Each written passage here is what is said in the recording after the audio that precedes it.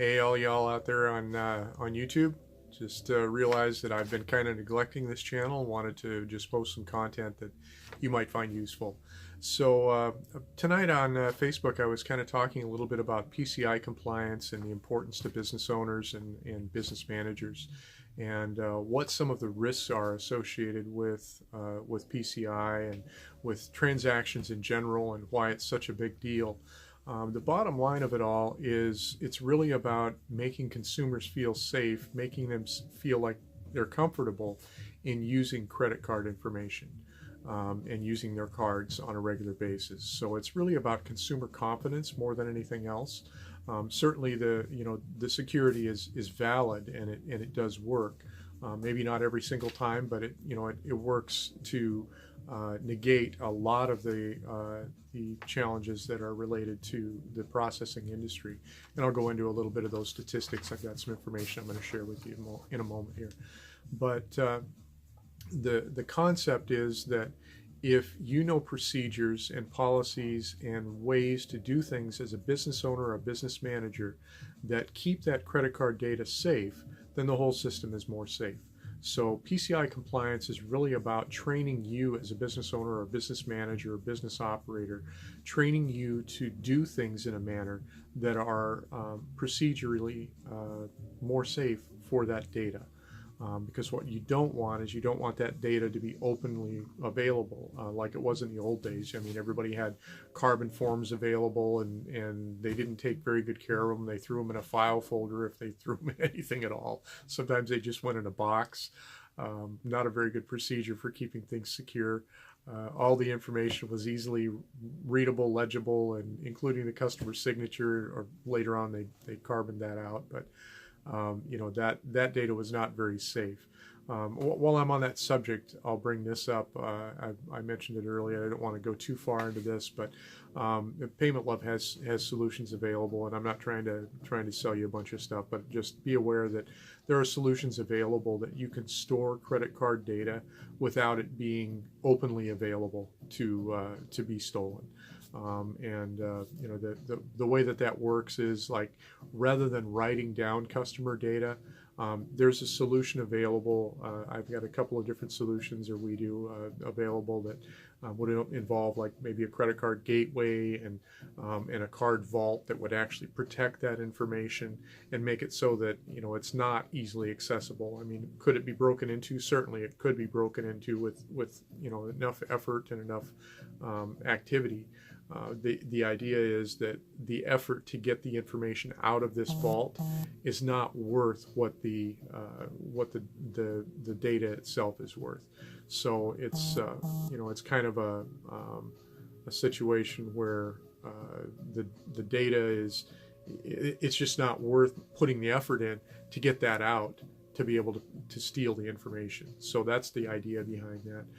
And the way that works is this vaulted data, credit card data, is protected, and then you as a merchant are issued a token, which is like a key that allows you to go and unlock that information. You don't still have access to the credit card data, but you've got access to the transactional tokenized information to be able to send a transaction through and get that to occur on the back end. So you actually just hold a token that is by itself is completely useless. It's only worthwhile if these things are put together and everything meshes and it works.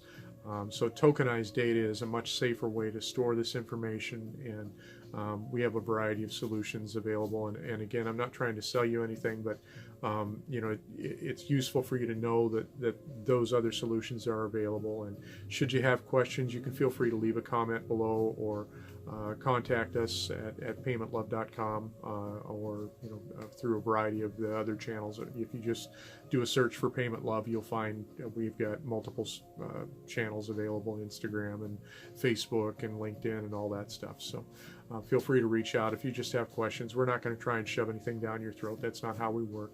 Our goal is to help people, to help business owners be more effective in leveraging payment systems to benefit their business. That's really what we're about.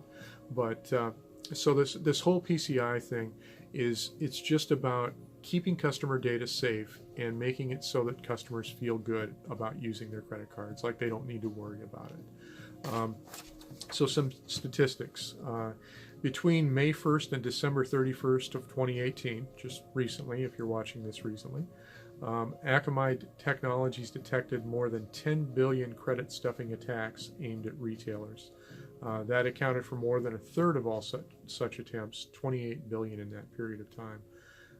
And this is from Digital Transactions magazine. They just recently, in fact yesterday, released an article on this.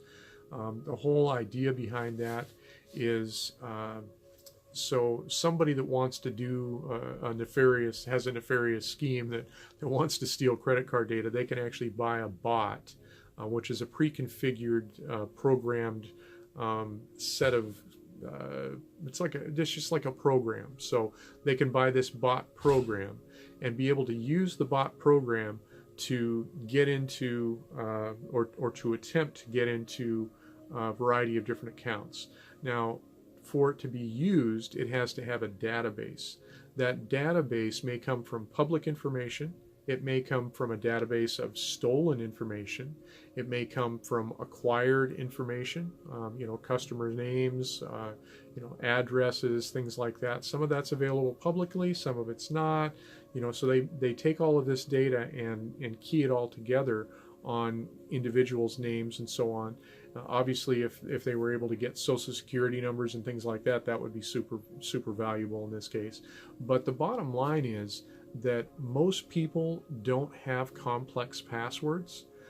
They use something that they have in their data set to remember what the password is, whether it be a birth date or whatever, or a special day or time, or one of their favorite colors or something like that. So oftentimes that data can be gathered, put into a database, and then fed to one of these bots. Now the bot is capable of going out and trying passwords, trying usernames on different sites, maybe up over 100 different sites simultaneously. So it's just going out there and chugging away and trying these based upon the database entries, trying all these different things to get into this. And then once it finds a successful one, once it actually is able to get into, and this would be, let me preface this with saying that this would be, maybe they would go to the website, the bot would go to the website, it would cart an item or multiple items, and it would, based upon trying to check out, it would start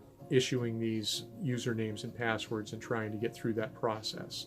Once it successfully gets through that process, then that information goes into another database, because that's gold now, because that one actually worked. And they may or may not take delivery of that particular product, but then they have a workable set of information. And they'll take that and go out and try that on all the different sites that they want to access. And then if they're successful with that, then they can get some, who knows what they can get.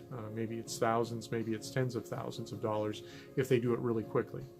Before you notice as a consumer, before you notice on your credit card statement or whatever. So that's kind of how the bot thing works. You probably have heard a little bit of news about bots and, the scariness of it. And, many business owners wonder if this PCI thing is even real, if it's a real threat. Well, there are a lot of threats. And obviously, given these numbers, 28 billion and 10 billion credential stuffing attacks, those are some pretty big numbers. It actually doesn't take long for those things to occur, because they're done by bots that just keep trying things over and over and over and over. And in many cases, it can do many things simultaneously. So, those things don't take as much time as you might think, and that's going to continue as we move forward.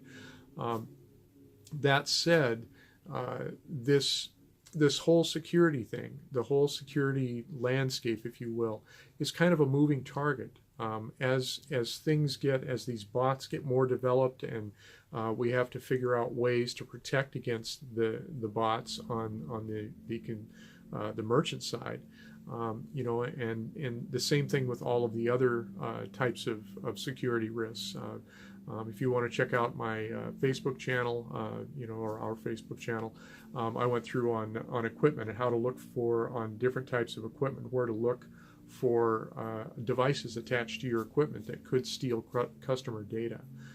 So it's a real problem. It really exists, and I would encourage you to to review that. And I'll try to keep posting things up here on Facebook, or excuse me, on YouTube as well.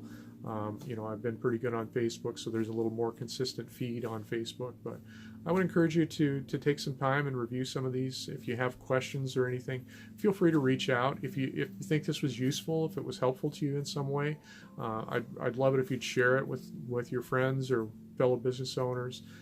Leave a comment, like it, love it, whatever. But anyhow, thank you so much for your time, and I know your time's valuable, and my goal is to really provide you with valuable information that you can use and benefit your business. Have a great night.